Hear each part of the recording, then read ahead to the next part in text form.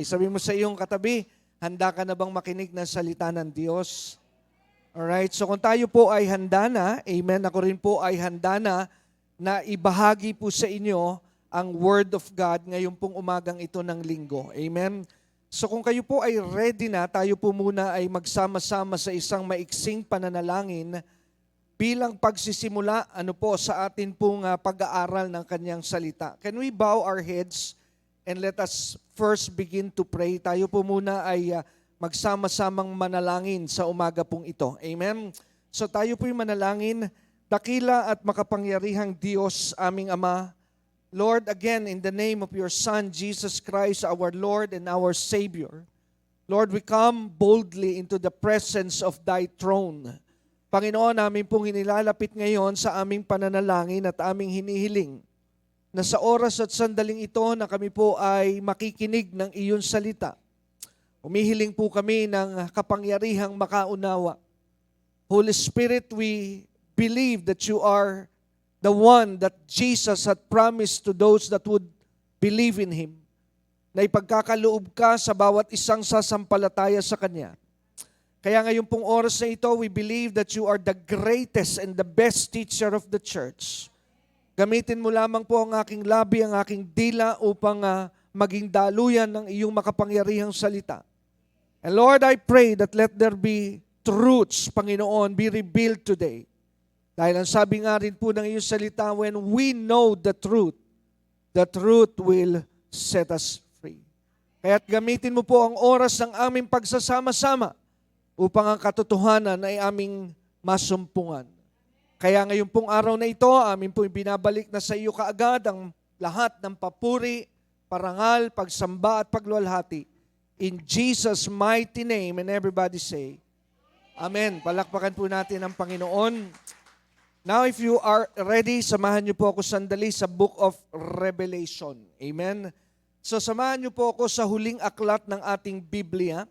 At kung gumagamit po kayo ng mga traditional Bible, ibig sabihin yung traditional Bible, yan po yung may mga pahina at yari sa papel. At pag may nakita po kayo na mga kapatid na may dala-dala pa rin traditional Bible, kung hindi naman po kalabisan, magmamano po kayo sa kanila. At magsasabi po kayo ng po at opo. Amen. Binibiro ko lamang po kayo. Amen. Pero gusto ko pa rin pong i-encourage, amen, na ang bawat isang mga kapatid ay magkaroon pa rin ng tinatawag na mga traditional Bible. Amen. Yung mga nasa print pa rin. Kasi I do believe na may parating pong panahon, this is my opinion, that yung digital Bible na atin pong pinakikinabangan ngayon ay possible. Amen. Na ito po ay mawala. Amen. Kaya mahalaga po na tayo po ay nag-iingat pa rin ng mga Bibliyang tradisyonal. At kung kayo po ay meron yan at may mga mahal kayo sa buhay na talagang ayaw pa rin pong sumuko kay Kristo, panaka-naka ibilin nyo sa kanila na may Bible sa inyong bahay. Dahil kakailanganin nila yan pag naiwan sila. Amen. Naniniwala po ba kayo? Amen. Because they will be looking for an answer. Amen. So let's go to the book of Revelation. Kaya sa mga gumagamit po ng dipahin ng Biblia, hindi po mahirap hanapin dahil ito po ay nasa dulong bahagi ng atin pong mga aklat. Kaya kung kayo po ay naroon na, I would like you to go to Revelation chapter 20. At kung kayo po ay naroon sa chapter 20, medyo nasa dulo na po talaga dahil 2 kapitulo na lamang after this ay magsasara na po ang ating Bible. Amen? So ang sabi po sa Revelation chapter 20, Then I saw an angel coming down from heaven with the key to the bottomless pit and a heavy chain in his hand. Verse 2, He seized the dragon, that old serpent who is the devil, Satan, and bound him in chains for 1,000 years. So let me pause sa verse 2. At if there is a possibility na ma-underline nyo po ang inyong mga Biblia, I would like you to underline or highlight yung pong salitang 1,000 years. Amen? Yung 1,000 taon. Amen? So that's the first one in verse 2. Then in verse 3, let us continue reading. the angel threw him in the bottomless pit, which he then shut and locked, so Satan could not deceive the nations anymore until the 1,000 years were finished. And afterwards, he must be released for a little while. Again, in verse 3, if you are still there, amen, paki-underline and highlight po yung salitang until the 1,000 years. Amen. So verse 3 po yan. So let's proceed to verse 4. Then I saw thrones, and the people sitting on them had been given the authority to judge. And I saw the souls of those who have been beheaded for their testimony about Jesus and for proclaiming the word of God. They had not worshipped the beast or his statue, nor accepted his mark on their foreheads or their hands. And they all came to life again, and they reigned with Christ for 1,000 years. Again, underline the words, for 1,000 years in verse 4. Verse 5, this is the first resurrection. The rest of the dead did not come back to life until the 1,000 years had ended. Again, in verse 5, underline the word, 1,000 years. Verse 6, last verse, ang sabi po, blessed and holy are those who share in the first resurrection. For them, the second death holds no power. But they will be priests of God and of Christ and will reign with Him for 1,000 years. Again, underline the word, 1,000 years. Amen. So ilang beses po natin narinig at nabasa at nakita from verse 1 to 6 ng Book of Revelation, yung salitang 1,000 years. How many? Amen. 6 na beses. Amen. So you are correct. Amen. So nakita po natin na 6 na beses na paulit-ulit na binanggit at sinabi po yung salitang 1,000 years. So atin po itong pag-uusapan at atin po itong pag-aaralan ngayon pong araw na ito. Sapagkat ito pong mensahe ng Millennial Kingdom ang isa pong napakagandang mensahe na atin pong pwedeng panghawakan. So kayong araw pong ito ay akin po muna kayong i-introduce sa Book of Revelation sapagkat ngayon pong umagang ito ng Sunday, tayo po ngayon ay bumabasa at tayo po ngayon ay kumukuha ng aralin sa huling aklat ng Biblia. Sino po sa inyo ang makapagsasabi na bihirang-bihira sa simbahan na kinukuha po ang teksto sa Book of Revelation? Can you raise your hands? Hello? Amen. Naniniwala po ba kayo? Amen. Na bihirang-bihira na mensahe po ay nagsisimula saan? Sa Book of Revelation. At kung kayo rin po ay magiging totoo o tapat sa inyong sarili, at kayo po ay bumabasa, nagbubulay ng inyong mga Biblia dahil ito po ay ating obligasyon bilang mga mananampalataya. Kayo ba'y naniniwala that this is our obligation as believer to read the Bible every day? Amen. So bakit po natin makikita yung necessity ng pagbabasa ng Biblia? How can we understand the need of reading the Bible? Kasi hindi mo po gagawin na magbabasa ng Biblia if you don't know the needs for it. Now, the major reason why we need the Bible as a believer because it is the spiritual food of our life. Ito po ay pagkain ng ating pong espiritu at ng ating kaluluwa. How many of you will agree with me na pag ang ating pong katawan ay hindi natin pinakain, manghihina po tayo? Amen? Kaya sa body of Christ, amen, sa aking church na pinagpapastoran, medyo pagdarating po ang Enero, medyo sila po ay napapaisip kasi ang Enero po ay panahon ng fasting. Ganun din po ba rito sa Binyan? Amen? So tayo ay halos ay nagse-celebrate po ng pag-aayuno. Sino po sa inyo ang excited pagka nag-announce ang ating mga leaders ng fasting? Amen? So salamat po sa mga amen, pero yung iba hindi maka-amen.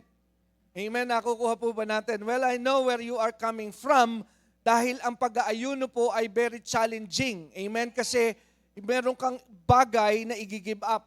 At most of the time, ang ating pong igini-give up ay yung ating pagkain.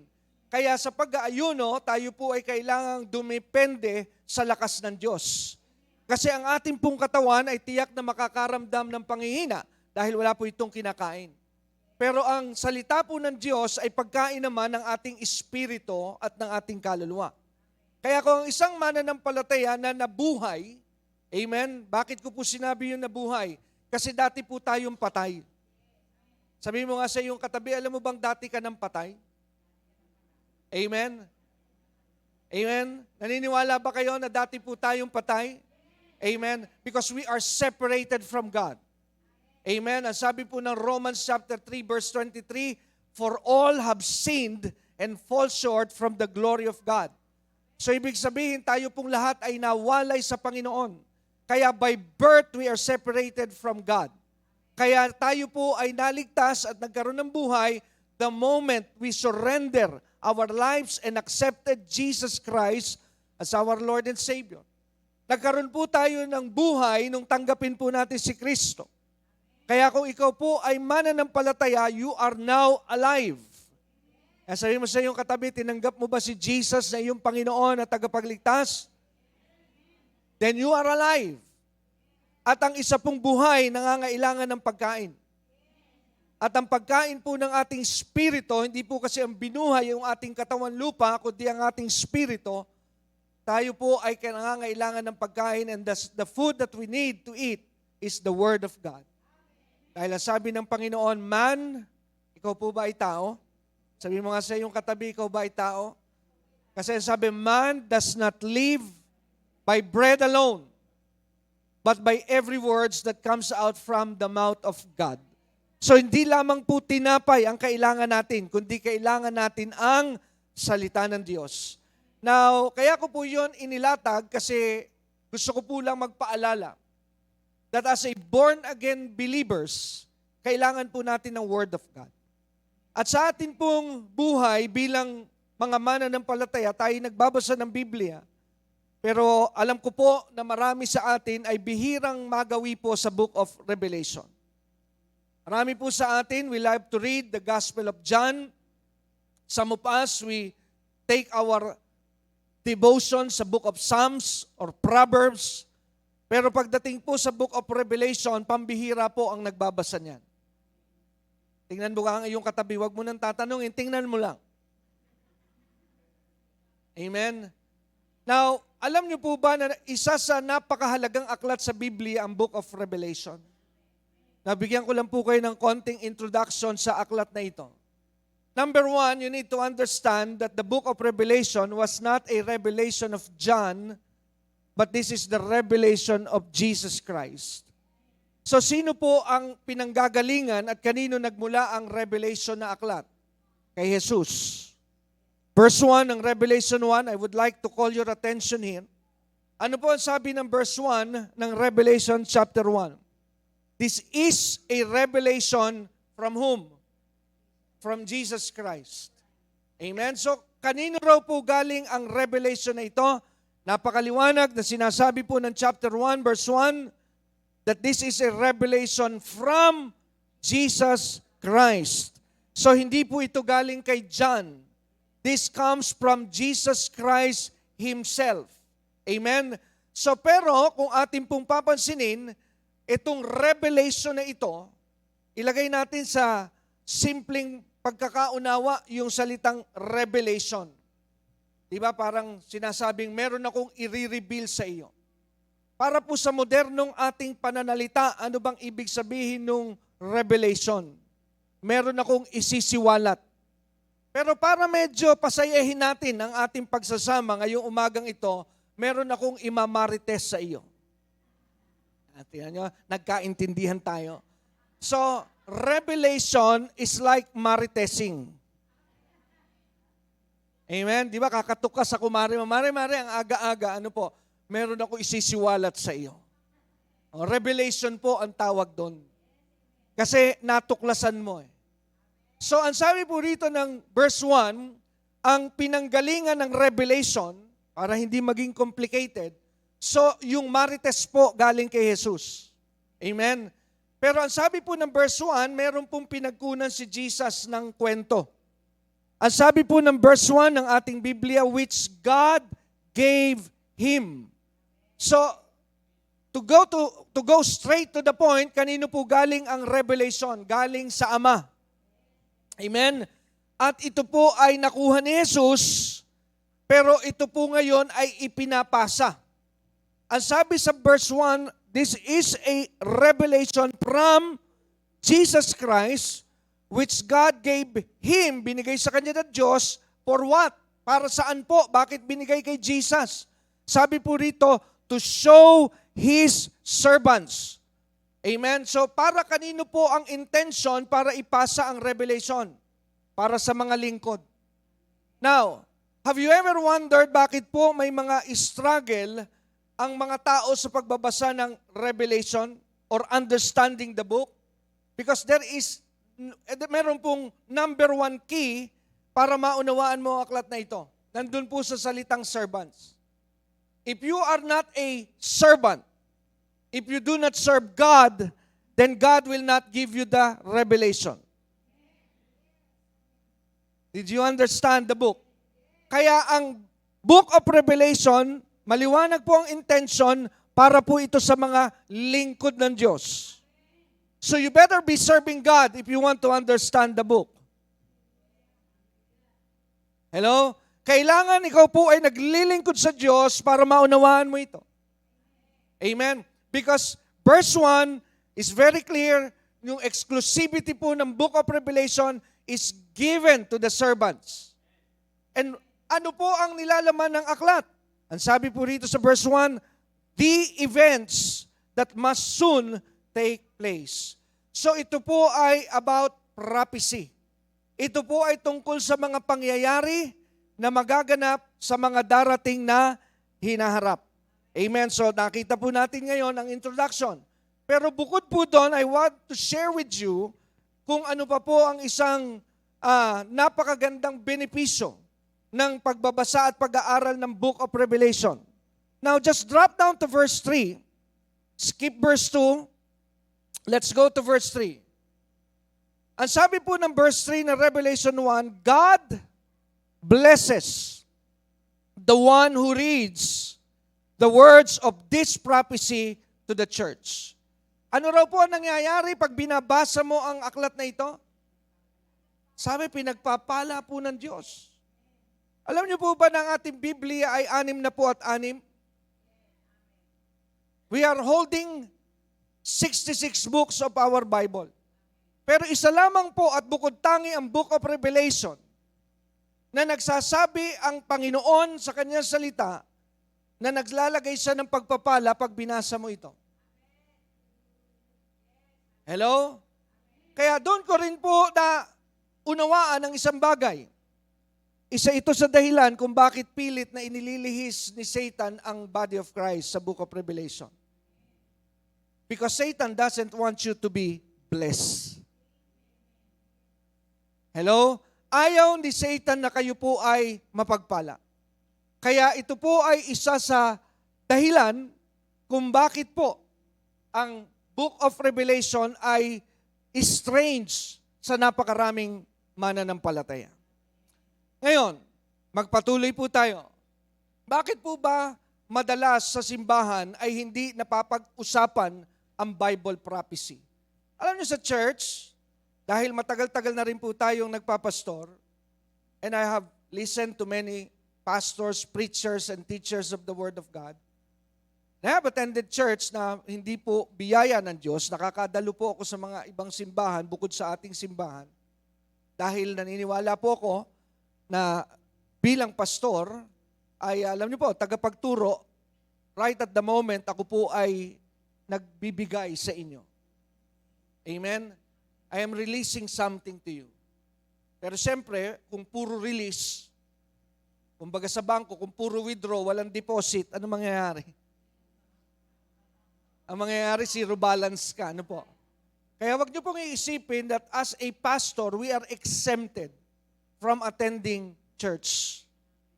Because we need to be ministered also. Hello? Nakukuha po ba natin? Maraming pastors sa body of Christ ay nangihina because they are on that point that they think they are only ministers and don't need to be ministered. Di po, kailangan din po ng pastor ng ministeryo ng iba. So, with all that point in place, marami po sa church ay bihirang pinag-uusapan po ang Bible prophecy. Marami pong simbahan ay hindi po natatalakay ang mga tungkol sa propesiya at tungkol po sa end times particularly. Sa simbahan, ang madalas po na maririnig natin, number one po dyan, siyempre, is the message of salvation. That salvation can only be found in no one else but in Jesus Christ. Ang kaligtasan po ay kay Kristo lang. There is no other salvation apart from Christ. Amen? Yan po ang doktrina.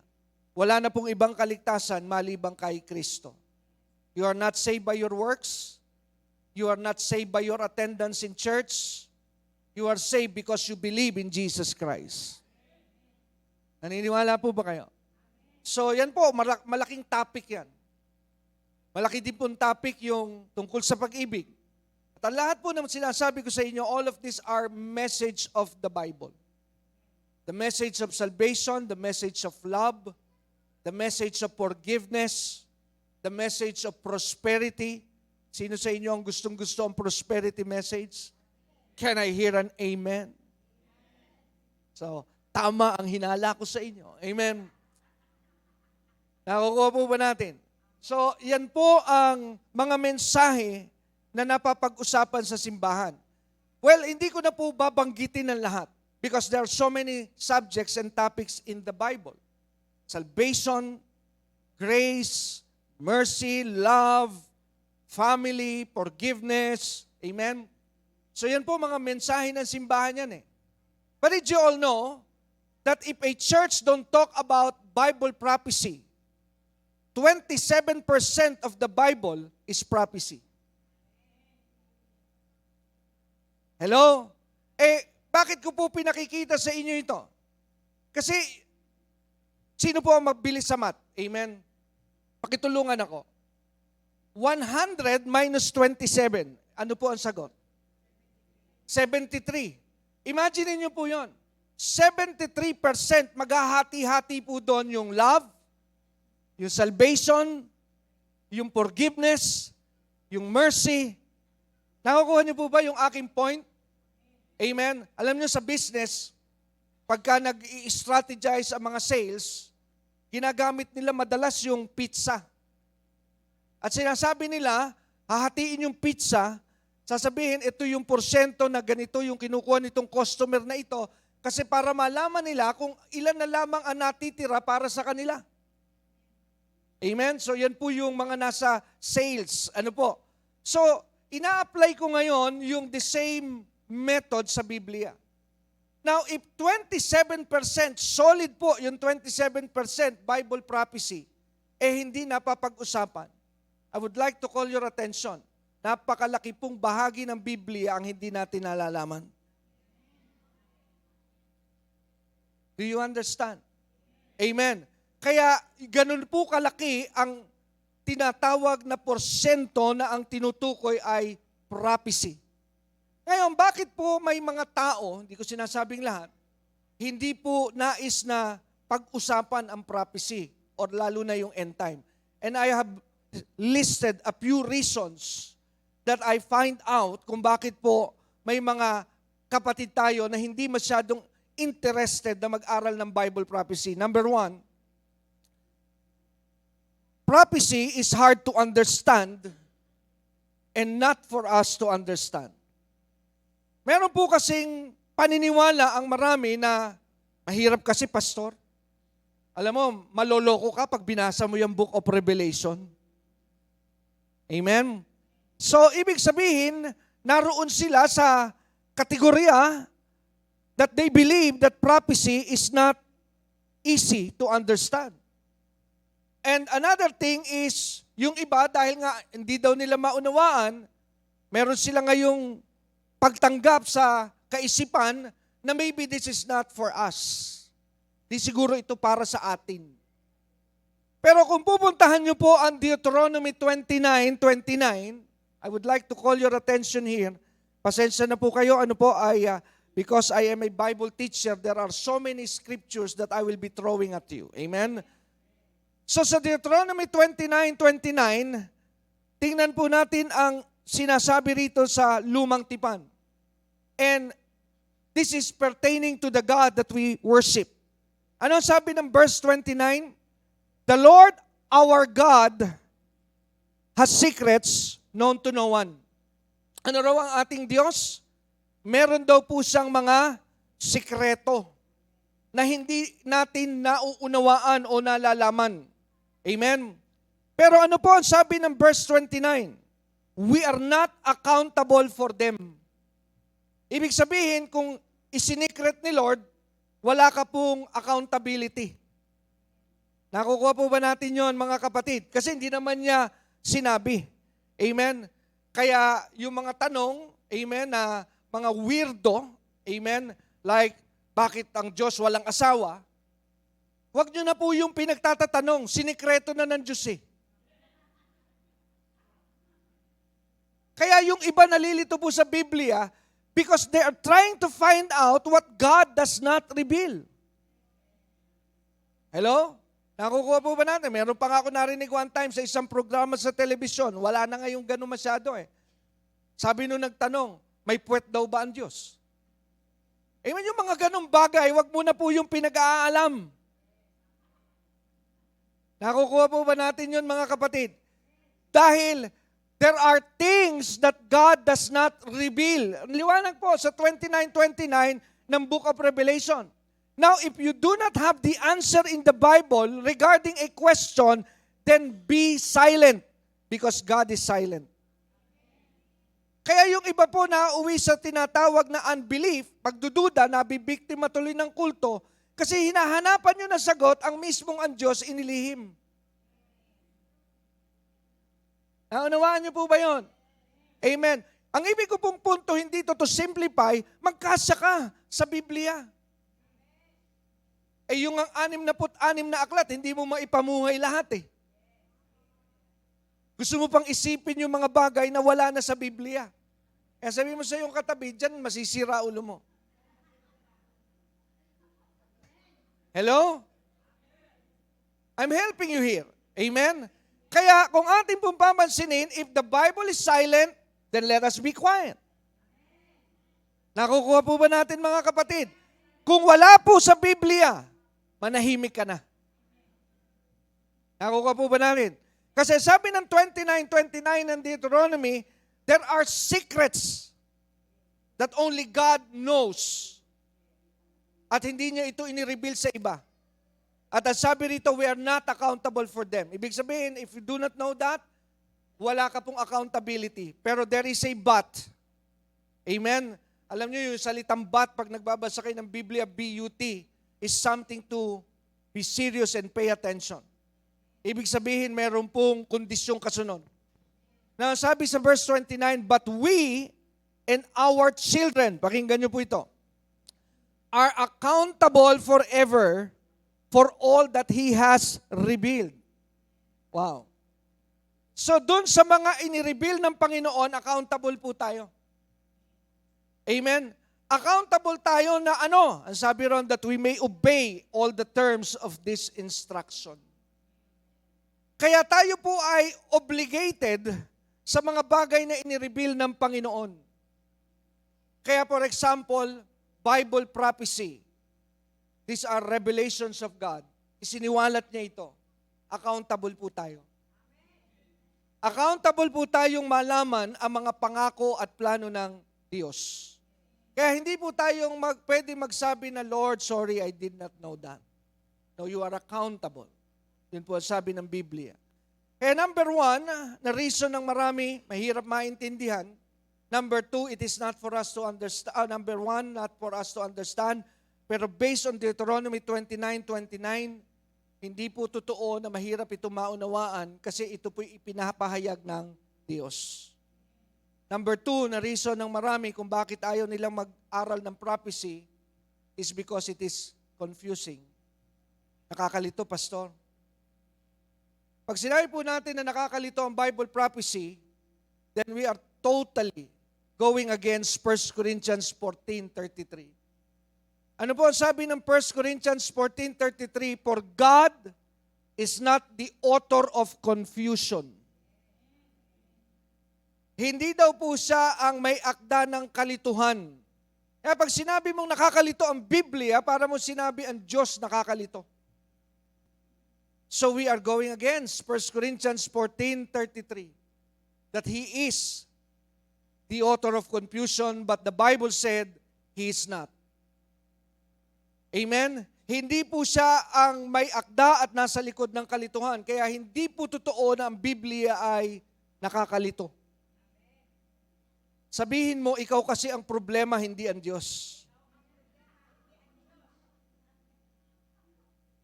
Hello? Amen? Because if you would accept that thinking na nakakalito ang Biblia, then you are directly saying that God is the author of confusion. No, He's not. And number 3 reason is, merong ilan na ganito ang take sa prophecy. Oh, I don't know. Mangyayari kaya yan? Will that thing happen? Totoo kaya magaganap yan? Sa Numbers 23 verse 19, ganito naman po ang ating matutuklasan about God. Ang sabi ng verse 19, God is not a man. Ano raw po ang Diyos? Hindi raw siya tao. That He should lie. Na siya po ay magsisinungaling. Kaya sabihin mo sa iyong katabi, hindi mo kagaya ang Diyos. Hello? Amen? What is the point? He's not like me, He's not like you. We are all liars. Sino po rito ang hindi nagsisinungaling? Can you raise your hands? Kung ikaw po ay magtataas ng kamay, you are the biggest liar here in this room today. Amen? Kasi lahat po tayo, one way or the other, tayo po ay nakakapag-sinungaling. Well, because we are men. Pero when it comes to God, ang sabi po rito, He's not a man. Aren't you grateful and thankful na ang Diyos ay hindi kagaya ng katabi mo? Kasi kung ang Diyos ay tao, may problema po tayo. Kasi pwede pong yung katabi natin magsabi, huwag ka mag-alala, tutulungan kita, bukas makalawa, who you? Hindi ka nakilala, ano po? But that's alright because He is a man. Pero when it comes to God, He doesn't lie. Hindi po nagsisinungaling ang Diyos. Kaya nga sabi, continue reading verse 19, neither the Son of Man that He should repent, hath He said, and shall He not do it? Or hath He spoken, and shall not He make it good? So ibig sabihin, pag nagsalita po ang Diyos to simplify, mangyayari. Pag sinabi po ng Diyos, ito po ay mangyayari. Kaya balikan po natin mga kapatid, ang ating pag-uusap sa Revelation chapter 20. Now, are you comfortable studying now the book of Revelation? Medyo gumaan-gaan na ba ang inyong pong pakiramdam? Alright, kanina sa atin pong pagbabasa ng teksto, 6 na beses na atin pong in-underline yung sinasabing 1,000 years, 1,000 taon. Ngayon, ano po ba itong 1,000 taon na tinutukoy sa Book of Revelation? Ito po ay tungkol, mga kapatid, sa 1,000 taon na paghahari ng Panginoon. Kasama po ang mga mananampalataya. Ngayon, when you study the Book of Revelation, very unique din po yung landscape ng Book of Revelation when it comes to prophecy. Sapagkat ito pong Book of Revelation ay chronologically, naka-arrange po ito ayon sa pagkakasunod-sunod ng panahon na itinakda po ng Diyos. Kasi wag po natin kalilimutan, mga brothers and sisters, na ang Diyos po ay merong itinakdang oras, itinakdang panahon sa lahat ng bagay dahil meron po siyang layunin. We are serving a God that honors time, season, and purpose. Sabi po ng Ecclesiastes 3:1, if you might be asking, saan galing yon? It's there. At sabi po sa Ecclesiastes 3:1, ano po ang sinasabi ng Aklat ng Mangangaral, Kapitulo 3, talatang 1? In everything, there is a time, there is a season, and there is a purpose. So sa Diyos po, ang lahat ng bagay ay may tamang oras. Kaya kung may mga bagay na hinihiling ka sa Diyos, na marahil ay wala pa sa iyo ngayon, if you know your God, kailangan ganito po ang inyong reasoning. Maybe it's not yet His time. Pero marami po sa atin ay we hold on this thinking that everything revolves and move in our time. Mali po yun. Di ba yung mga salita natin kung minsan, hindi ko pa siguro oras. That is a statement of a person that is ignorant about God. Hindi po oras mo ang sinusunod ng Diyos, kundi oras niya. Kasi kung babasahin niyo yung Ecclesiastes 3, baba niyo lang ng konti, I think somewhere in verse 12, sabi, in His time. Hindi po sinabing, in your time. Kaninong oras mo sinusunod ng Diyos? Oras niya. Kaya nga kung mapapansin po natin, dito bumagsak si Abraham bahagya sa kanyang pananampalataya. Kasi inakala po ni Abraham that God is working in His time.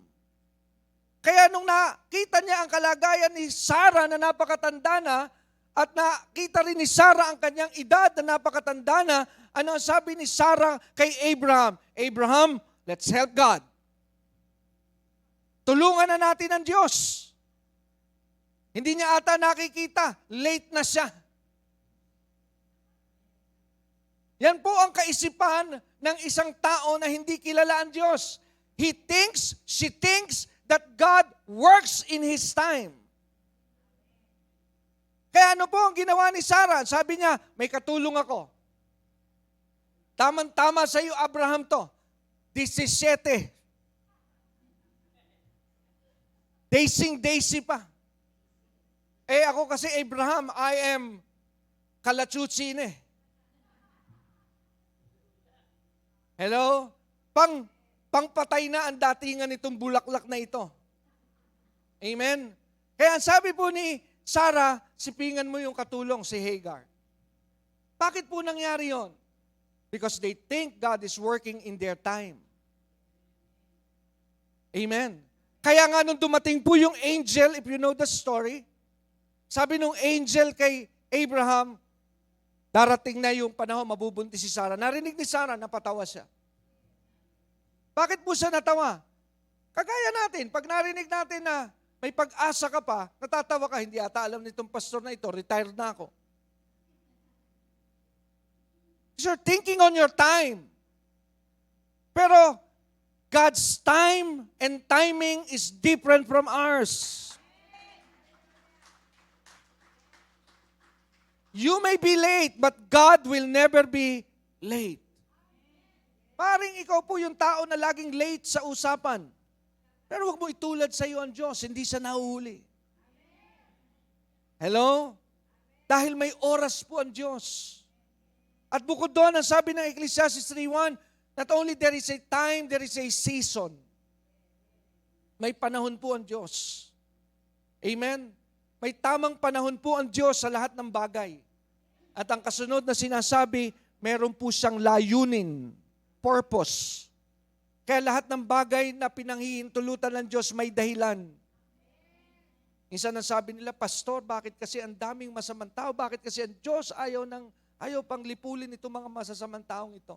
Darating yon. Pero bakit ngayon ayaw pa niyang pagpapatayin to?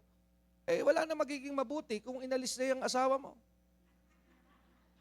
Kaya ka nagiging mabuti dahil may kasama ka pang masama. Ha? Amen?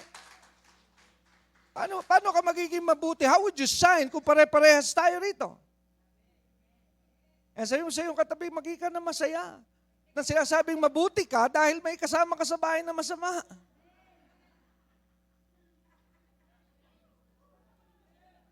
Ha? That's a blessing. Amen? Did you realize that? Amen. Amen. Pagpapala. Amen. Amen. Nakukuha po ba natin? Pupuntahan ko pa sana isa pero baka masaktan kayo. Bakit daw may pangit? Kasi kung walang pangit, hindi ka magiging maganda. Kaya yung magaganda, magpasalamat kayo na natatabi kayo sa pangit.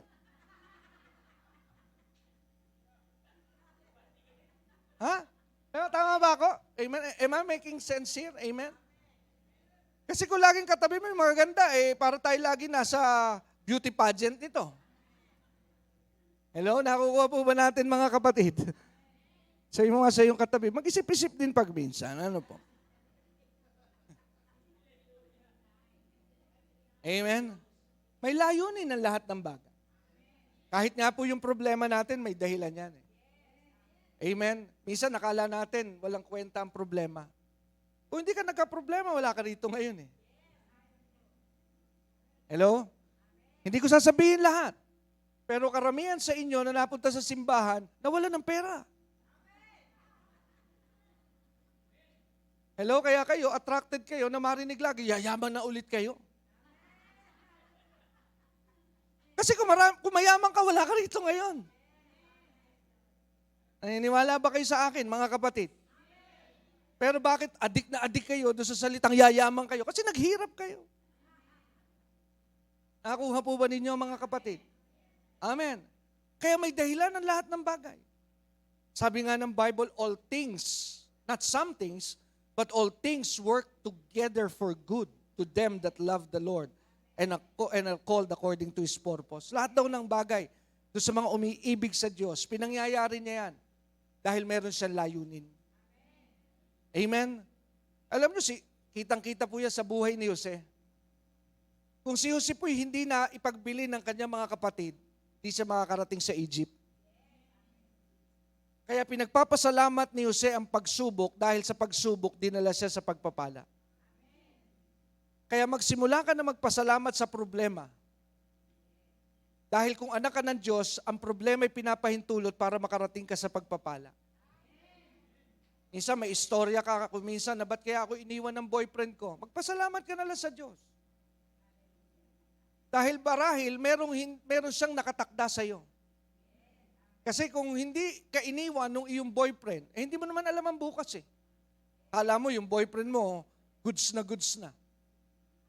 Pero pagdating ng panahon talaga namang kung jombaging ka, babalik ka ngayon kay pastor, counseling. Hello? Let God do His thing. Amen? Hayaan niyo po ang Diyos. Kaya may oras ang Diyos, may panahon ng Diyos, may layunin ng Diyos. Amen? Kung hindi pa nangyayari, hindi pa niya oras. Hindi mo oras, oras niya ang sinusunod niya. Nakukuha po ba natin? Kaya mahalaga rin po ito sa pag-aaral ng Bible prophecy.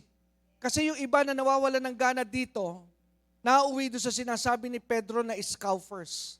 Ano ibig sabihin ng scoffers? Maniniwala kayo, hanggang ngayon di pa bumabalik si Jesus eh.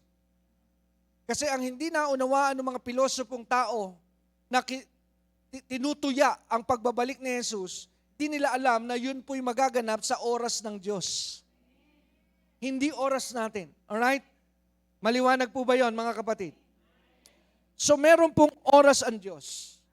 Kaya nga po, going back dito po sa Book of Revelation, ito po ay napaka-espesyal ng Book of Revelation kasi ito po yung Bible prophecy na hindi mahirap intindihin.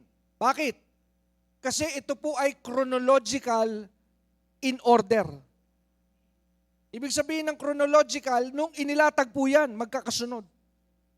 Komparado sa ibang prophecy, kailangan mong hanapin sa ibang aklat para po mabuo mo yung puzzle. But the Book of Revelation is very unique. Kasi nakalatag po ang timeline ng plano po ng Diyos. Amen? Chronological po ito.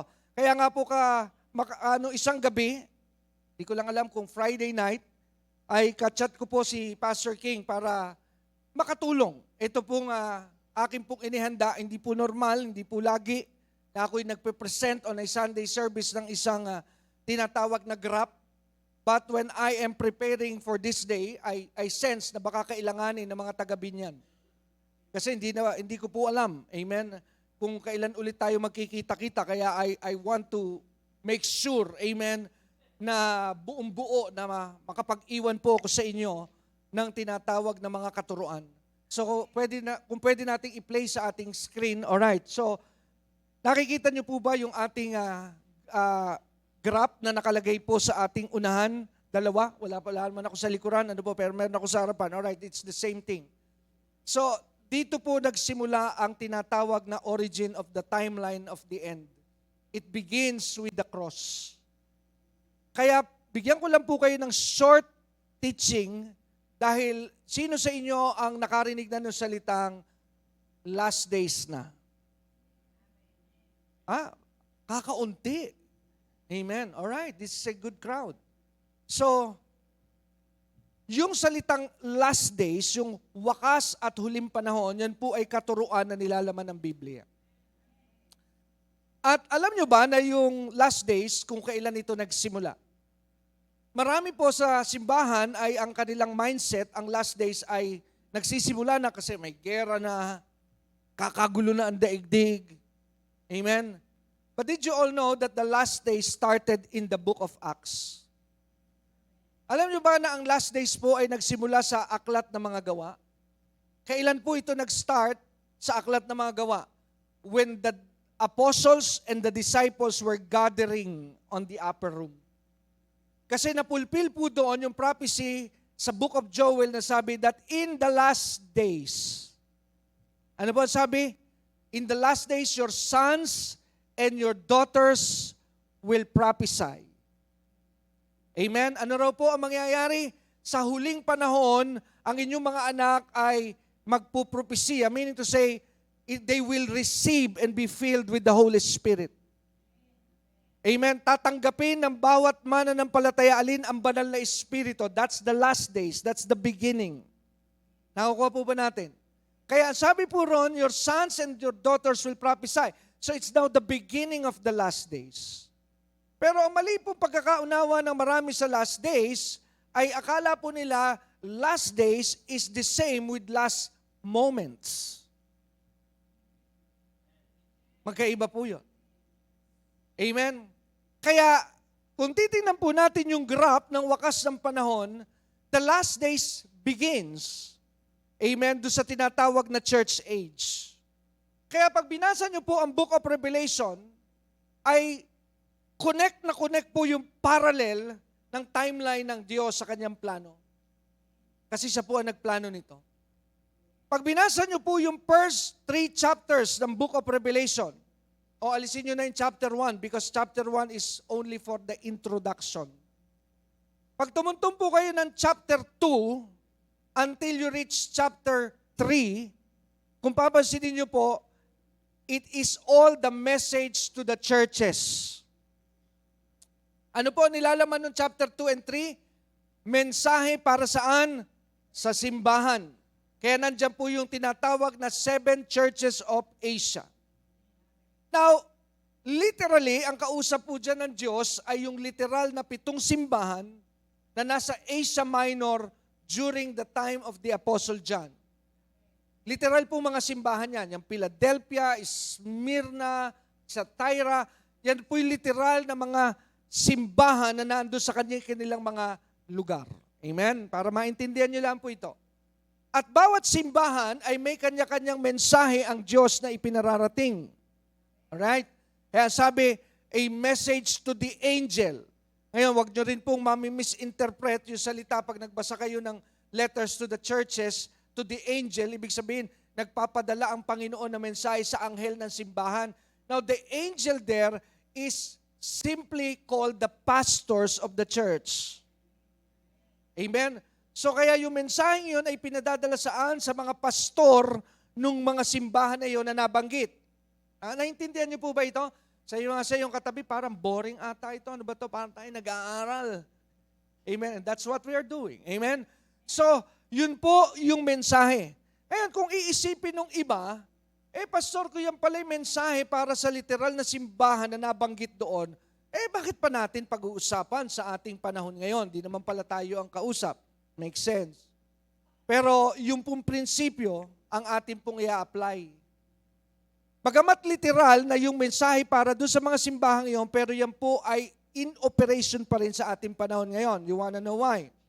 Kasi one example sa message to the church, sabi ng Panginoon doon sa isang simbahan, kanyang pinapaalalahanan sila na you have forgotten your first love. Nakalimutan nyo na yung tinatawag na unang pag-ibig. Alright. So, yung bang kalagayan ng simbahan na nakakalimot sa unang pag-ibig nung unang panahon lang ba yun o hindi na uso yun ngayon? Nangyayari pa rin po yan ngayon. At gusto ko rin pong liwanagin na sa salita ng Diyos, pag pinag-uusapan po natin ng church, para rin maging klaro ito sa lahat, hindi po ito fellowship.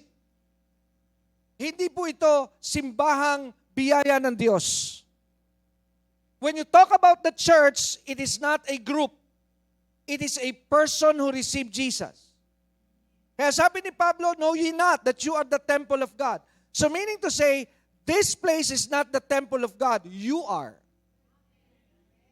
Kaya pag umalis po tayo rito sa simbahang ito, we don't know. Maglalaro ang mga daga ulit rito. Hello? Because this is not the house of God. You are the house of God. Amen?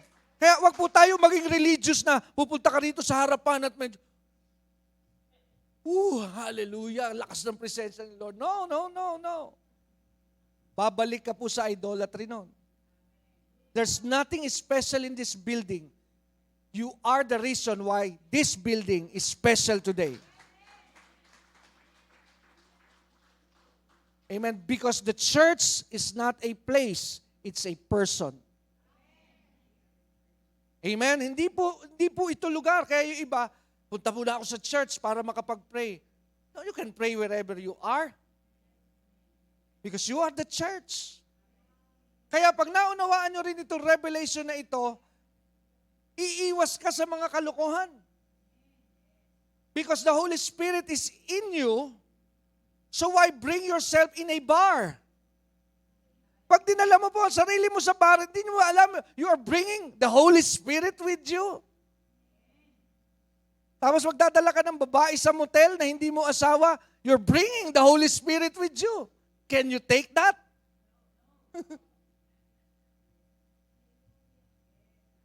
Hello? Kaya pag naunawaan mo po ang konsepto ng church, iiwas ka sa kalokohan. Because you are the church. Hello? Tayo po ang simbahan. Hindi po itong building na ito. Ang problema ng maraming churches, hindi masama, pero pagka nawala yung esensya, masama. Pinagaganda ang maraming facilities. That's not wrong. Again, that's not wrong. Pero ang problema, ang gaganda ng facilities, pero bulok ang buhay ng mga umaattend. Pagandahin natin ang buhay natin. Susunod po ang bahay na ito. Do you get the point? Alright, so let's go back. So yan po yung message to the church. Pero pagdating po sa Revelations 4, amen, medyo summary na lang po yung ginagawa ko because I'm running out of time. Alam niyo, once a year lang po ako sa inyo, tapos isang oras lang pati, So, hindi ko alam kung paano mangyayari. Kaya, I believe in miracles. Amen? So, Revelations 4, pag tinignan niyo po ang inyong Biblia, ang una pong talata na nasa Revelations 4, pinatawag po si John. At meron pong mga salitang ginamit. There is a trumpet. What does it mean? It is similar to the revelation that Paul received in Philippians, in Thessalonians 4, 1 Thessalonians 4, called the rapture of the church. Kaya kung makikita niyo po yung graph, nasan tayo? Nasa church age tayo. Kaya nakalagay po dyan, you are here. Nababasa niyo po yon? So nasan tayo ngayon sa panahon ng Diyos? Nasa church age po tayo. Pero mga kapatid, the church age will not be here forever. Amen? Hindi po ito panghabang buhay. Ito po ay merong expiration. At matatapos po ito. At ang sabi po doon sa katuruan ng Biblia, the thing that will end the church age is the rapture of the church. Ano po yung ibig sabihin ng rapture? Just in case there are people here that does not even know what rapture means. Pwede nyo po yung tingnan sa 1 Thessalonians chapter 4. Amen? Dahil tinalakay po dyan ni Pablo yung misteryo, yung revelation about that. Nasabi niya, hindi lahat tayo ay mamamatay. Sabi mo sa iyong katabi, praise God. Hindi pala lahat ay mamamatay. So I have a chance na hindi makapagsuot ng barong. Glory to God. Hallelujah. Amen. Kasi sabi ng Biblia, hallelujah, hindi lahat mamamatay. Not all will die. Sabi po ng Bible, pero lahat tayo ay magkakaroon ng pagbabago. Amen. We shall all be changed. Amen. Pero kailan po ito mangyayari? Ito po yung magaganap sa rapture. Sabi yung mga namatay na kay Kristo, ito yung scenario. That's another subject po. Binibigyan ko lang kay summary ng rapture. Pero pwede niyong basahin yan sa 1 Thessalonians 4. Ano sabi ng order of event? Yung mga nangamatay na nauna sa atin, na kay Kristo, that's the special point there. Pag yung mga mahal natin sa buhay namatay, pero believer, amen, that is a very good news. Kasi magkikita-kita tayo ulit. Pero kung yung mga namatay nating mahal sa buhay, namatay, na hindi po tinanggap si Kristo, hindi na po kayo magkikita. Unless, gusto mo talaga siya makita, susundan mo siya sa impyerno. Hello? Mga kapatid, haven't you noticed, pag po may mga namatay na tao, ito lang, katanungan kong malaki. Parang walang napunta sa impyerno. Lahat ng mga namatayan, umaasa na sa langit ang kanilang mga namatay. Sabi ko nga minsan, sana hindi na lang tayo nagpipreach. Pag namatay pala, nasa langit na rin eh. Yeah, babati pa, happy birthday in heaven. Are you sure? Amen? Bakit pa tayo pinagpipreach ng Panginoon pag namatay naman pala sa langit ang birthday? What's the sense of preaching kung lahat ng taong namatay ay nasa langit? Hello? Sabihin mo nga sa iyong katabi, batukan mo muna. Hindi, wag po. Baka magkaaway-away tayo rito. Amen? Nakuha po ba natin mga kapatid? Ang kaligtasan po ay nagaganap habang buhay pa ang tao. Walang kaligtasan sa libingan. Hello? Kaya hindi po totoo ang purgatorio. Wala pong katotohanan yun. There is nowhere in the Bible you can find that teaching. Sabi ko nga minsan, what is the logic of purgatory? Di ba sabi, pagpadasal mo lang yung namatay para makapasok sa langit. Ba't pa tayo magpapakatino? Mag-iwan ka ng budget. Ha? Mag-iwan ka ng budget, maghulog ka 5 piso araw-araw sa mismo. Sabi, para saan to? Alkansi ang pampadasal. Hello? Para pag ako'y namatay, hindi pwedeng hindi ka magpapatawag ng mga manang. Hello? Nakukuha po ba natin? The truth is this, there is no salvation when you are dead. Ang kaligtasan po ay ngayon na ikaw po ay buhay. Because now is the time that you can confess that Jesus is Lord. Di mo makukonfess sa libingan ng tao ang pangalan ni Jesus pagpatay ka na. Di ka na nga naririnig nun eh. Hello? Sabi na iba, Nay, alam ko naman nakikita mo. Sabi ko minsan, pag ako'y namatay at nakikita ko pa rin na nangyayari sa langit, ayoko na. Bakit? Mamumroblema pa rin ako sa langit? Nakikita ko, Jesus, tingnan mo naman yung anak ko, nagkakaleche-leche na. Abay, dito na lang ako sa lupa, Lord. Ganon din pala eh. There is no knowledge in this planet Earth when you are there already. Lalo naman po mas mahirap kung nasa impyerno ka na. Mahirap-hirap na buhay, namumroblema ka na doon na matindi, tapos makakarinig ka pa na yung anak mo, hindi makabayad, anak naman. Hirap na ako sa impyerno. Pararating mo pa rito ang problema mo.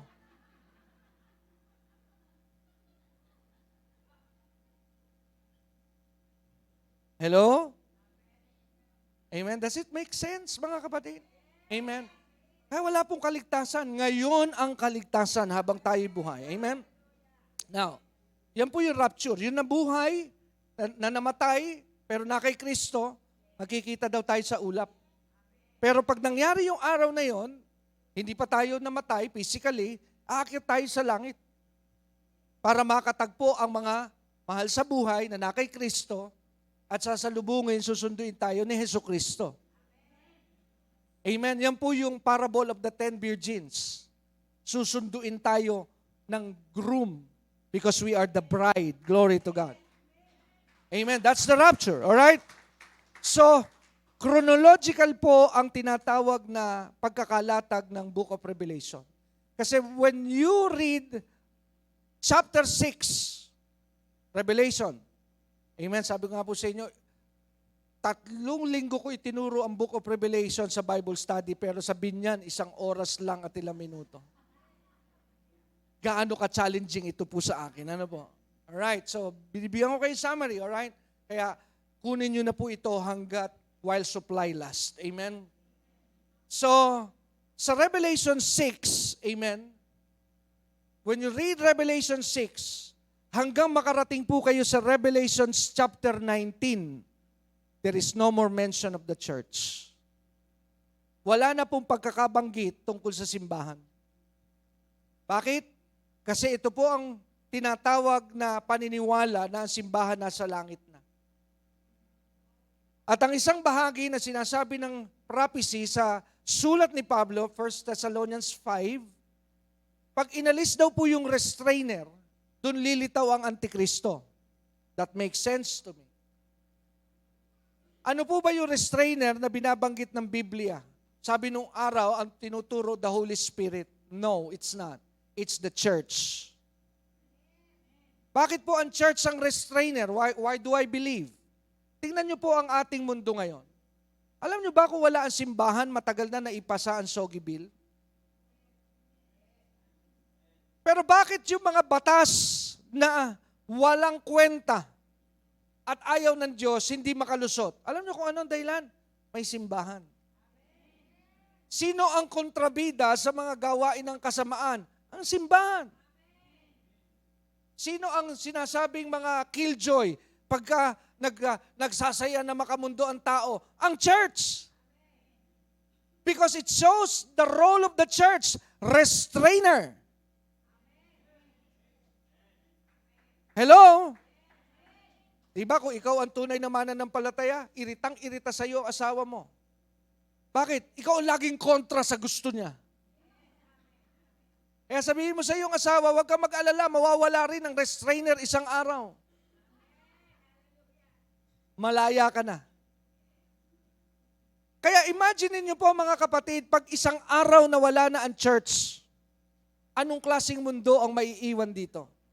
Magulo. Kasi wala na ang mga kontrabida. Wala na ang mga killjoy. Kaya lahat po ng mga kalokohan all out na. Wala na sila, pastor. Ayos na. Hallelujah. Ladlaran na tayo rito. Amen. Pero bakit po medyo nahihiya pa yung iba? The church. So we are the restrainer. Pero time is running out. Malapit na pong kunin ng Panginoon ang simbahan. Kaya nga po kung pag-uusapan, last days, bakit napakatagal? Kasi nga po, iba po ang time ng Diyos. That's one reason. Ngayon, sa isang basketball, dito ko po ihahalin tulad ang panahon natin. Tayo po ngayon nasa 4th quarter na. Amen? Kung kayo po nakakaintindi ng basketball, 4 na quarter ang ginagamit para po laruin ang isang buong game ng professional. 4th quarter po ang huli dyan, para lang sa kapakanan ng mga kababaihan at ng ilan di nakakaintindi. 4th quarter. Kaya pag 4th quarter na, ang mga naglalaro ng basketball at ang mga fans ng basketball, alam, ito na ang dulo. Amen? Kaya yung mga player, kailangan dito ibuhusan lahat ng lakas at galing kasi it is all or nothing. Pero lalong mas mabigat po ang larong basketball pag sumigaw na po ang announcer last 2 minutes. Hello? Lalo na kung dikit po ang laban, sakit po sa dibdib nun. Maraming beses ako nanonood ng basketball pero maraming panahon, talo po yung pinanood kong team. Kaya sabi ko sa mga anak ko, huwag na tayo manonood ng live, ang sakit sa dibdib. Hello? Amen. Kaya yung last 2 minutes, napakahalaga po nun.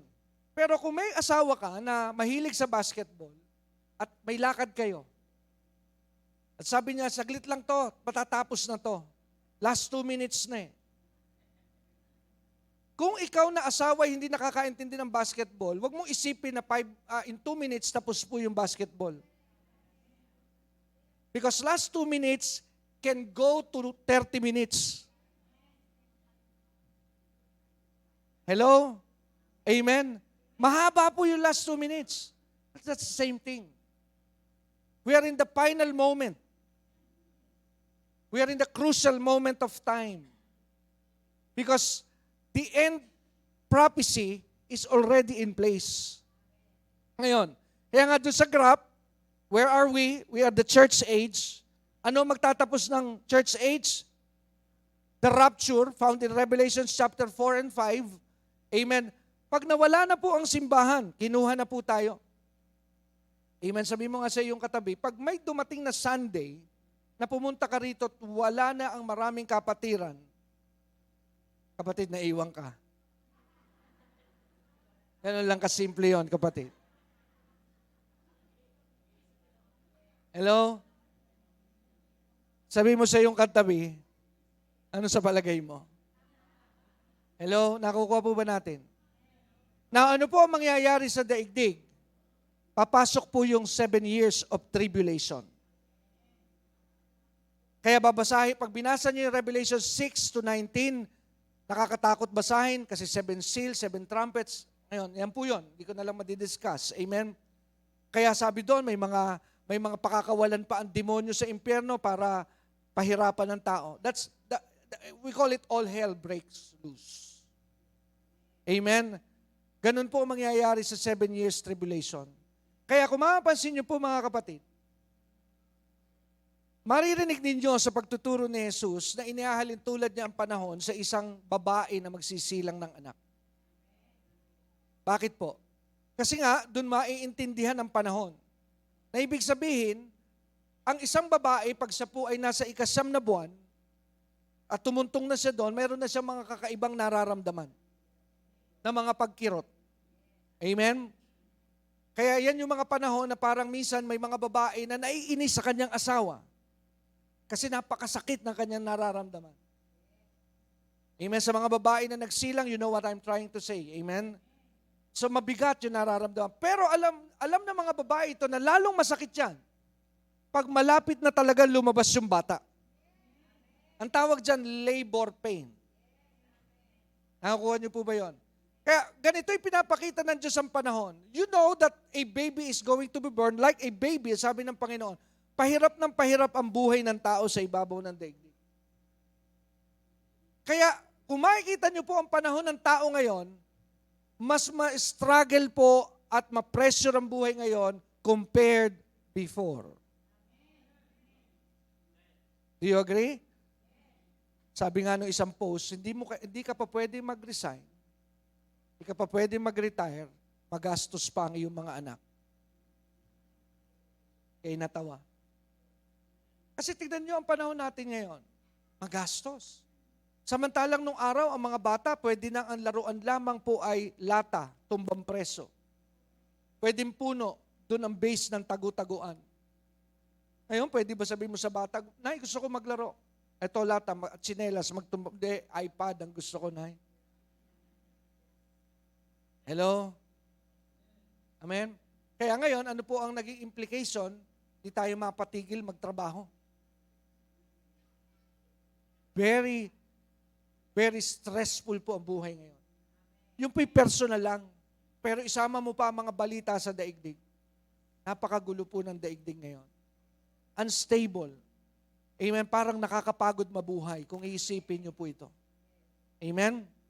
Ngayon, inihalintulad po ng Panginoon yan sa pagsisilang. Pero sabi ng Panginoon, lalo pang gagrabe yan pag malapit ng isilang yung bata.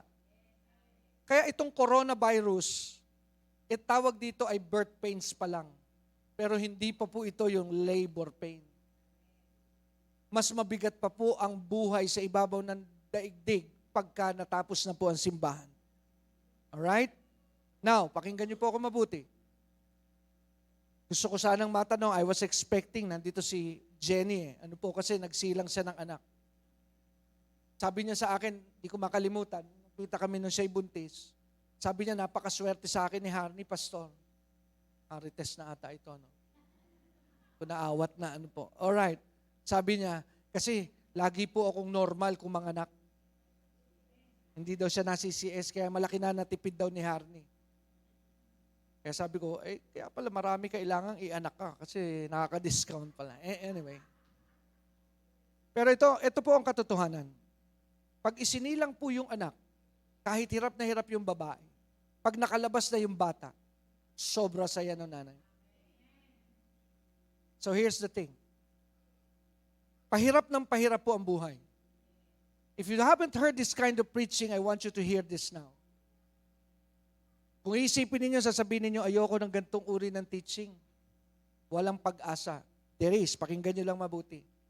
Kung ikaw yung Kristiyano na tipong umaasa ka, nagaganda pa ang buhay in the coming days, you haven't heard the truth. Hindi mo narinig ang katotohanan. Sapagkat ang katotohanan, pahirap ng pahirap po ang panahon. The world is not getting better. It will not. But here's the thing. But when Jesus comes back,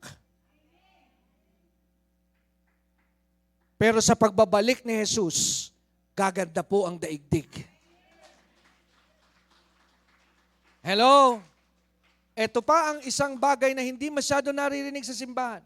Ang alam na maraming Christian, ang kailangan nila ay one-way ticket lang. Anong one-way ticket yung pastor? Na pupunta lang ang biyahe sa langit. Kapatid, dapat two-way. Kasi babalik ulit tayo sa daigdig. Kaya kukunin ang simbahan sa rapture, 7 years tribulation, summary na lang po ito, pasensya na, hindi ko matapatan na ng scripture, kasi baka abutin tayo alauna na, lumagpas ako alas 12, ano po. Amen? So, habang tayo po'y ikinakasal, binibigyan ng reward, sa lupa yun naiwan, pinapahirapan. At ang simula po ng tribulation, mga kapatid, ay madaling malaman ng mga naiwan. Dahil ang simula po nito ay dinitalye sa Revelation chapter 6, pag nag-appear po yung white horse. And what is that? The Antichrist. Kaya kung papansinin niyo po, hindi po coincidence na ang mundo napakagulo. Ang Amerika ang gulo. Di nila malaman kung sinong pipiliin nilang Pangulo. Amen. Haven't you noticed that the world is lacking of a good leader right now? Dito lang sa ating bansa, kala natin pag napaltan yung presidente, bagong Pilipinas na. Awa ng Diyos, luma pa rin. Hello? Amen, di ba? Nag-aaway-away pa rin ang mga politiko. Bakit po? Kasi nga, kailangan pong dumating ang Antikristo. At isa po sa kanyang entablado na dadaanan, kailangang magkaroon ng pagnanasa ang mga tao sa isang leader na magbibigay ng solusyon sa problema ng tao para siya'y kilalanin at sambahin. Kasi imagine niyo kung maganda po ang buhay sa daigdig, the Antichrist will not be accepted.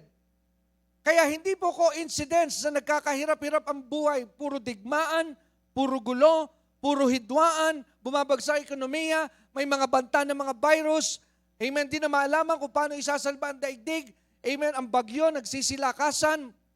But when this man appear, called the Antichrist, he will present to himself to the world and will say, I have the solution. At hindi lamang po sasabihin niyang meron siyang solusyon. Ipakikita niya na kaya niyang ayusin ang daigdig. Ano po ang mangyayari sa mga tao sa panahon yon? Sasambahin ng Antikristo. Pero ang problema, pag sila po ay nag-pay allegiance sa Antichrist, yung sinasabing tatatakan na sila, saka po niya pagpapatayin ng tao sa ibabaw ng lupa. That's in the Bible. Amen? Yan po yung tinatawag na Great Tribulation, kung tawagin. Kaya, papasok po ang daigdig ng pahirap ang panahon. Amen? Pero ano po ang pag-asa? ang pagbabalik ni Kristo.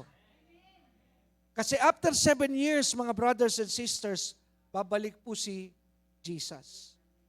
Kaya nga po, 3 po ang nais kong iwan. Chronological, ang mensahe po ng Book of Revelation. Number 2, it is theological. Amen. Nakita natin yung theology, yung ibig sabihin ng theology, pagtuturo. Amen. Na naaayon sa katotohanan. Mga kapatid, gusto ko lang po ding tanungin. This is my main concern. Sa rapture po, may 3 view, mga kapatid. 3 view. Patawarin niyo po ako kung na-overtime ko kayo. Ano po, kasi gusto ko lang kayo samantalahin. 3 view. Ano po yung 3 view? Pre-tribulation, mid-tribulation, or post-tribulation. Amen. So ano po ang paniniwala ninyo rito? Amen. Pastor, bakit po kami tinatanong yan? Meron pong dahilan. Because your right thinking matters. Because the way you think will affect your decision in life. Kailangan mo po ng tamang kaisipan dahil yung iyong kaisipan ay makakaapekto sa iyong pamumuhay. Ganun po kahalaga ito. Amen. Kaya pag hindi mo naunawaan, naiintindihan, maapektuhan ang buhay mo. Kasi ang taong nakakaintindi ng oras ng Diyos, sasamantalahin mo ang oras at panahon na magligtas ng kaluluwa. Kasi alam mo na wala ng oras na natitira anytime Jesus is coming back. Pero pag ikaw yung Kristiyano na hindi mo naiintindihan ng mga bagay na ito, I am sure happy-go-lucky ka. Papetik-petik sa buhay mo bilang Kristiyano kasi kung ba alam kung kailan yun, basta darating yan. But if you know something that is true, you will be serious with your life. Kaya ano po ang paniniwala ng simbahang ito? Are you believing, pag sinabing mid-tribulation, ibig sabihin ito yung rapture eh. Saan kayo naniniwala? Where do you stand? 3 po ang pagpipilian, pre-trib, mid-trib, post-trib. Simplify, para maipaliwanag ko, pre-trib meaning to say, these are the believers who believe na bago pumasok ang 7 years, the church is removed. The mid-trib, these are the people who believe na papasok ang tribulation, sa gitna ng tribulation, dun pa lang po sila ililigtas. Yung post-trib, ito naman, yung tinatawag na naniniwala na pag bumalik si Jesus, saka pa lang sila maliligtas, kaya buhay na buhay sa kanila yung salitang, ang magtiis hanggang wakas ay maliligtas. What do you believe? Now, if you will ask me, what do I believe? I believe in the pre-tribulation rapture. Kaya ganun po ang aking compassionate and zealousness to teach and to preach. Jesus is coming back. Kala nung iba, kailangan gumulo bago pa dumating ang Panginoon. No, no, no. Bago po gumulo, aalisin muna ang simbahan. You might be saying, Pastor, anong basihan mo? One reason. Tanong ko po sa inyo, sino nakabasa nung panahon ng baha ni Noah? Inabutan po ba ng ulan si Noah kaya sa tumakbo sa arko? Ano nangyari kay Noah? Wala pang ambon, nasa loob na sila ng arko. And that's the same God that we serve today. Kaya bago po bumatak ang kaguluhan sa daigdig, aalisin tayo ng Diyos. Because He's the same yesterday, today, and forever. Another reason, alam niyo yung panahon po ni Lot. Kailan pumatak ang apoy? Nung nasa bundok na ang pamilya ni Lot. Kaya bago dumating ang kaguluhan sa daigdig, the Lord will take home His church. Glory to God. Amen. Kaya nga po, ito po ang napakahalagang pangunawa at unawain. And the second point before we end, doon po sa millennial kingdom na ating pinakateksto, onti na lang ang oras na may bibigay ko, 1,000 taon. Ibig sabihin mga kapatid, ito yung senaryo. Panahon ng simbahan, rapture, the next is tribulation. How many years? 7 years. Pero at the end of the 7 years, 7 taon po yan, literal, na 7 taon ang itatagal na sobrang hirap sa ibabaw ng daigdig. Pagkatapos ng 7 taon, ang sabi po ng Biblia, Revelations 19, babalik na si Jesus. That is called the second coming of Jesus Christ. Now, ano po ang dahilan kung bakit po si Jesus ay babalik? Dito papapasok yung ikatlong point, and this is my last, the necessity. Bakit kailangan bumalik si Jesus? Amen. Many Christians doesn't even know what's the reason why Jesus is coming back. The reason why He's coming back, para po siya'y maghari sa ibabaw ng lupa. How many of you know the Lord's Prayer? Ano ang sabi ron? Thy kingdom come. Amen. So kailan po mangyayari yung kaharian ng Diyos? Pag bumalik po si Jesus. Amen. Ngayon, pagdating po dito sa millennial doctrine, may tatlo rin paniniwala. Amen. Ito po yung tatlong paniniwala. Post-millennial view. Amen. Anong paniniwala ang pinangahawakan ng mga nasa post-millennial? That Jesus comes back after, amen, we Christianize the world. Amen. So yung mga nasa post-millennial view, pag sabing post, amen, pagbalik ni Jesus, ganito ang pangyayari, ganito. Kailangan muna na tayo i-Christianize natin ang daigdig. Dito galing po yung mga katuruan na kailangan nating sakupin yung mga pillars ng society. Ano yun? Kailangan ng mga born again maging mayor para ma-conquer natin ang gobyerno. Kaya nagdegosyo, mag-senador, mag-artista ang mga born again para mapasok ang mga industriya na yan ay sakop ng demonyo. Pag-isipan niyo po ito. Kaya naman, marami pong nasa ganong view, ay nagsitakbuhan sa Kongreso.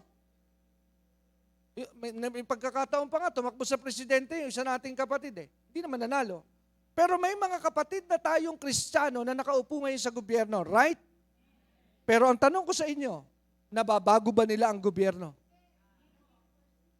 Because the world has no hope in any human being. The hope is only in Jesus. Amen.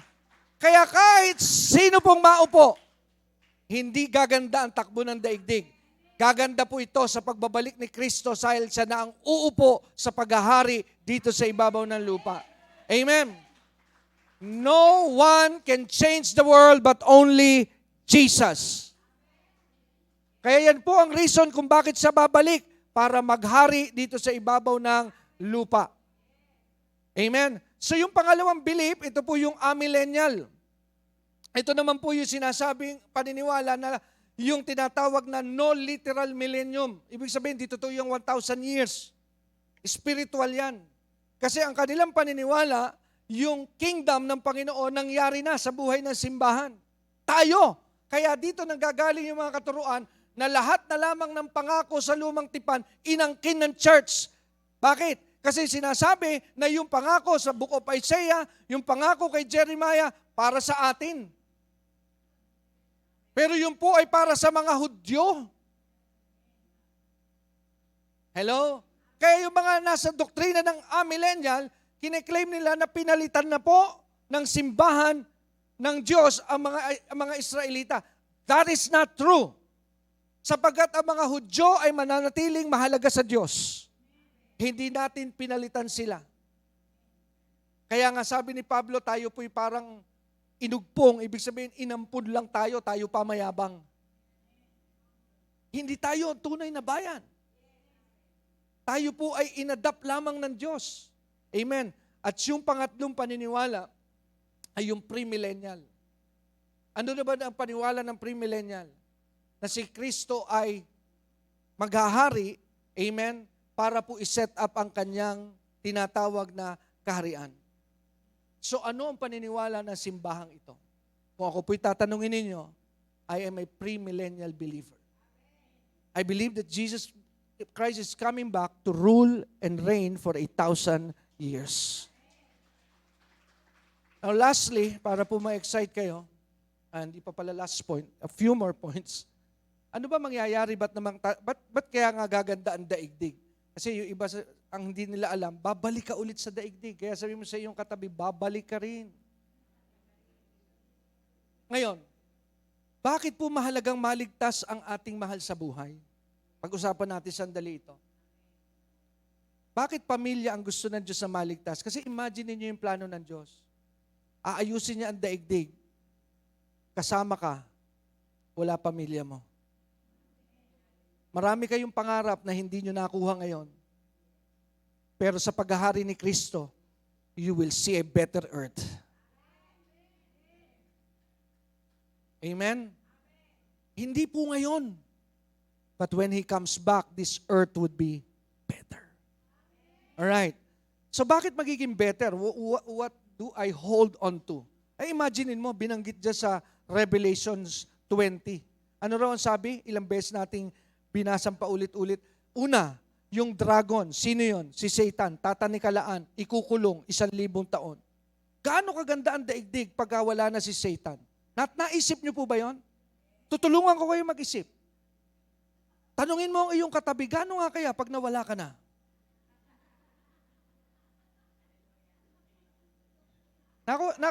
Yung tumatawa na, kakaintindihan kami. Tulungan nyo yung hindi mga natawa, hindi nila naintindihan. I lost them there.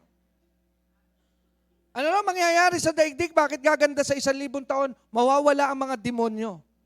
Kaya nga sabi ko, sabi mo sa iyong katabi, ang ganda nun pag nawala ka na.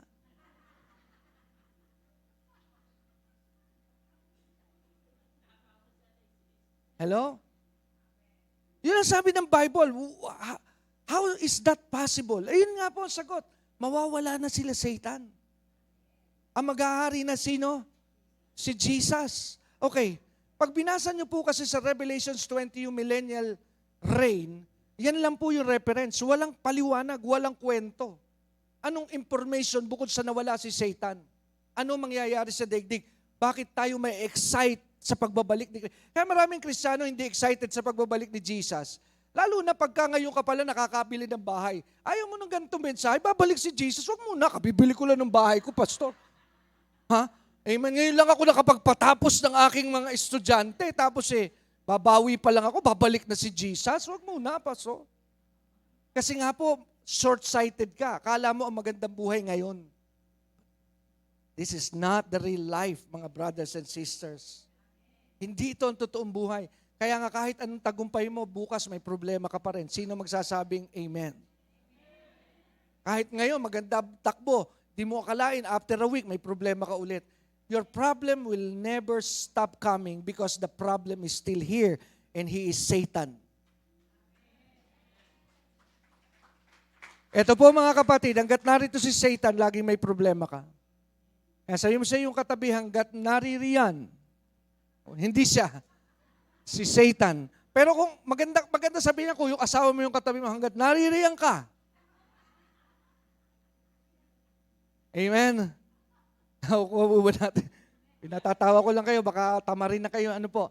So, tingnan nyo po mga kapatid, ano ba ang mangyayari pagka po nawala na si Satan, naghahari na si Jesus, at ang maganda rito, nabanggit sa Revelations 20, kasama tayo maghahari. Amen. Kasama tayo maghahari. Amen. Yung mga na-rapture po ito. Ang tanong, maghahari tayo? Sinong paghaharian? Ito po yan. Kasi sa tribulation, may mga maliligtas. Sila po yung papasok sa millennial kingdom.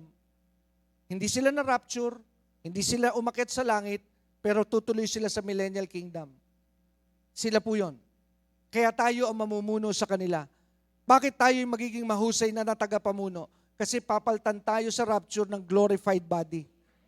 Wala nang tukso sa ating laman. Kaya pag iniupo ka ni Jesus sa isang bayan, hindi ka titira sa farm. Hello?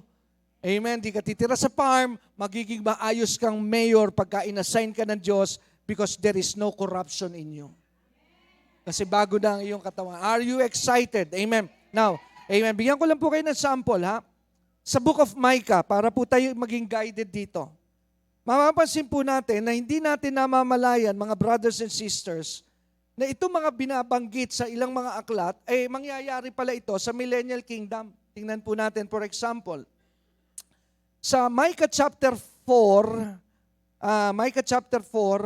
verse 3. Tingnan nyo po, isa lang ito. Dalawa lang iiwan ko sa inyo, tapos na ako at sobra na pong haba nito. Ang sabi, the Lord will mediate between peoples and will settle disputes, Micah 4:3. Between strong nations far away, they will hammer their swords with plowshares and their spears with pruning hooks. Nation will no longer fight against nation, nor train for war anymore. Now, ano raw mangyayari? Sa madaling salita, para simpleng pagkakaunawa, darating daw ang panahon, ang Diyos ang mag-aayos ng lahat, hindi na mag-aaway-away ang mga bansa. Now tell me, kailan po nangyari ang bagay na ito? Not yet. Pero mangyayari po ito sa paghahari ni Kristo. Kaya sa paghahari ni Kristo, hindi na natin mababalitaan, amen, that there is a China threatening the Philippines. Kasi wala nang gera sa panahon na yon. Amen. At ang sabi sa verse 4, tingnan niyo po yung Micah 4:4. Pakinggan niyo po. Everyone will live in what? In peace and prosperity. So kailan daw po mangyayari yon? Sa tingin niyo, nangyari na po ba sa kahit sinong buhay ng Kristiyano na nabuhay siya ng mapayapa at pinagpala at the same time? No. Amen. Kasi ngayon po, kahit po tayo ay mananampalataya na merong mga pressure na nararamdaman tayo. Amen? Tapos yung prosperity natin, hindi po tuloy-tuloy kuminsan. Minsan may kakapusan. Pero darating daw po ang panahon na patuloy tayo mabubuhay saan? Sa prosperity, mga kapatid. Amen? At ito pa ang isang napakaganda. Sa Isaiah 11, kaya nga minsan sa pagtuturo ko, mag-iingat ang mga nagtuturo na salita ng Diyos pagkukuha ng teksto sa lumang tipan. Kasi mga minsan tinuturo sa lumang tipan, pinapaasa minsan yung mga nakikinig na mangyayari sa panahon natin. Pero ito sa millennial kingdom. Hello? Kasi sabi ko nga po, ulitin ko, pag hindi dumating si Kristo, maraming bagay sa Biblia na sinabi na hindi nangyari. Katulad nito, ano po ang sabi sa Isaiah 11:6? Tingnan niyo po ito. In that day, sabi ng 11:6 ng Isaiah, yung wolf at yung lamb, mabubuhay na magkasama. Nabalitaan nyo na ba na ang wolf at lamb nagtumira sa isang lugar? Ano mangyayari pag ang wolf at lamb ay tumira sa isang lugar? Papatayin ng wolf ang lamb. Even, ginamitan pa ng example, leopard will lie down with the baby goat. Again, hindi po pwedeng tabihan ng leopard ang goat, kakainin niya yon. Amen? Pero darating daw ang panahon, mga kapatid, na itong mga mababangis na hayop, hindi na magpapatayan. At ang mabangis pa rito, patawarin niyo ako sa salitang kanto na. Sabi rito, a little child will lead them. Darating ang panahon na ang inyong mga anak, hindi na po aso ang pet. Uuwi sila ng inaalagaan leopard. Uuwi sila ng kanilang inaalagaan lion. Now, let me ask you this question. Kailan nangyari ito? Hindi pa. Kailan mangyayari? Pag bumalik si Jesus. Amen. Kasi makikita niyo po ang epekto ni Satan. Ano ang epekto ni Satanas? Kasamaan. Bakit may mga masasamang hayop? Kasi impluensya ni Satan. Imagine, aalisin na si Satan. Wala na magiging masamang hayop. It's a better earth, my brothers and sisters. Ang tawag ko nga rito, Eden 2.0.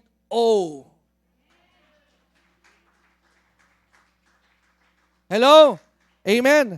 At pagdating po sa verse 8, ang sabi rito, a baby will play near the cobra.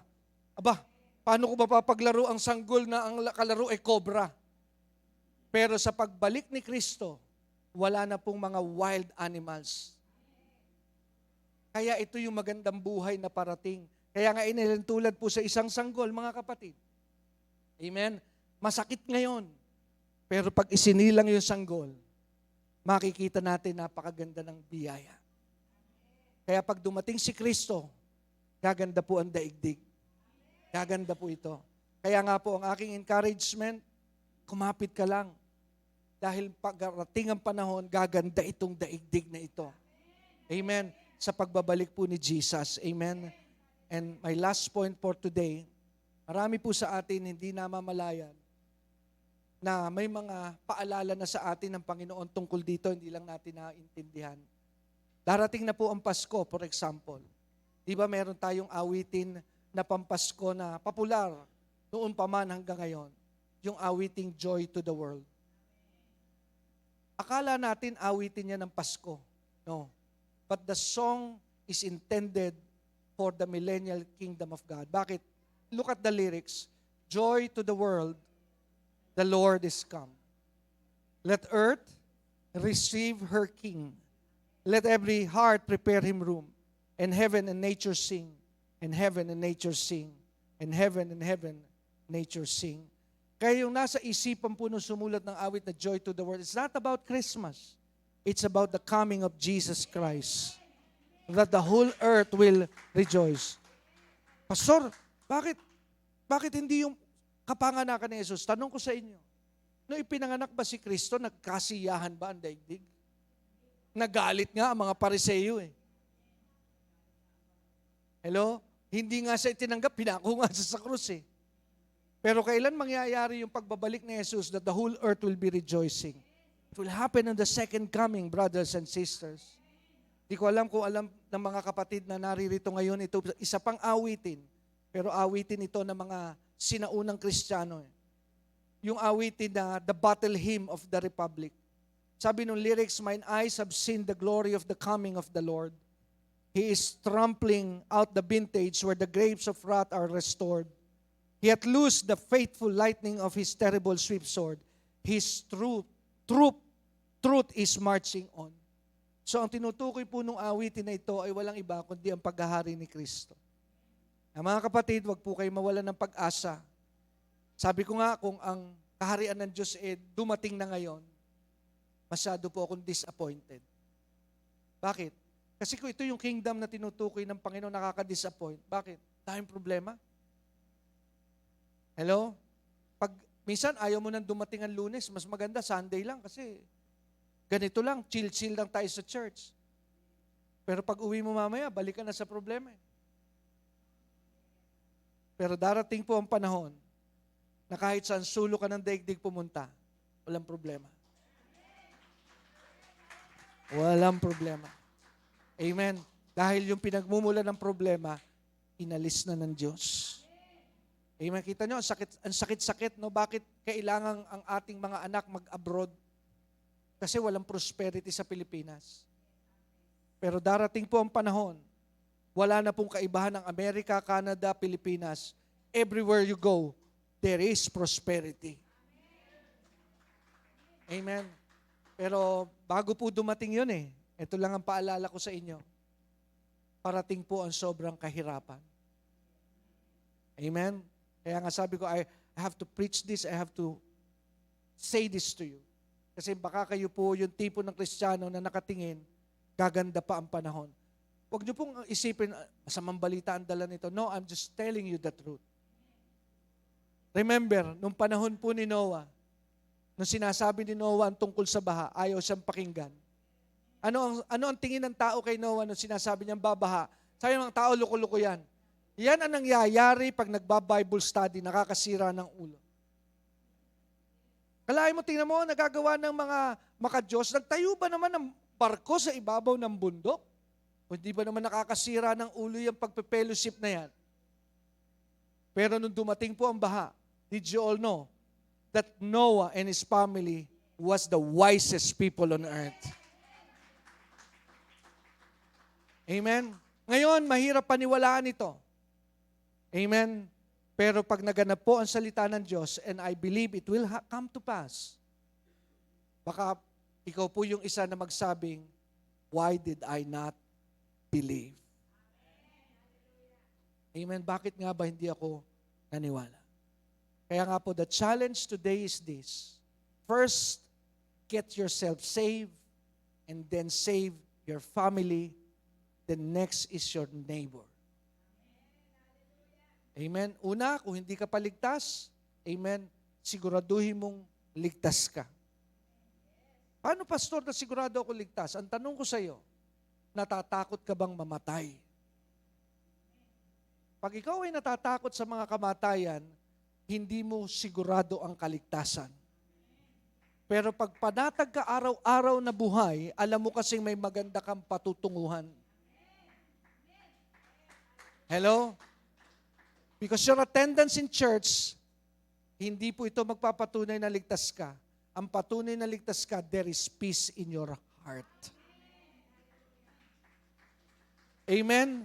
Pag payapa ka dito, Kasi when I say the end, dalawang bagay po ang ibig sabihin ng the end. It's either your death or the coming of Christ. Pero ang katotohanan sa dalawang bagay na ito, wala tayong takas. Dahil lahat tayo mamamatay kung hindi pa man dadating si Kristo. Pero ang katotohanan ng kamatayan, wala pong oras at takdang panahon na sasabihin sa iyo, mamaya mamamatay ka na. Amen? Wala. Kaya lahat po tayo ay hindi makakatakas doon. And to end today, sabi mo sa iyong katabi, mamamatay ka rin. Let's pray. Manalangin. Dakila at makapangyarihang Diyos, salamat po sa pagkakataon na ibinigay mo sa amin at binigay mo sa akin na makapagbahagi ng iyong salita sa mga kapatid ko rito sa Binyan, Laguna. Lord, I entrust every words that you have put in my mouth. Let the seeds have roots and let it grow. Kaya mo po ng mga binhi magkaroon ng ugat at magkaroon ng bunga. At magkaroon po ng challenge ang kanilang buhay to live as a true believer of Christ and to glorify your name and to save and win souls. Maraming salamat po, Ama, in Jesus' name. Amen. God bless you po. Thank you very much po. Maraming salamat at pasensya na po. Sobrang oras ang nakain ko po sa umagang ito. God bless you po.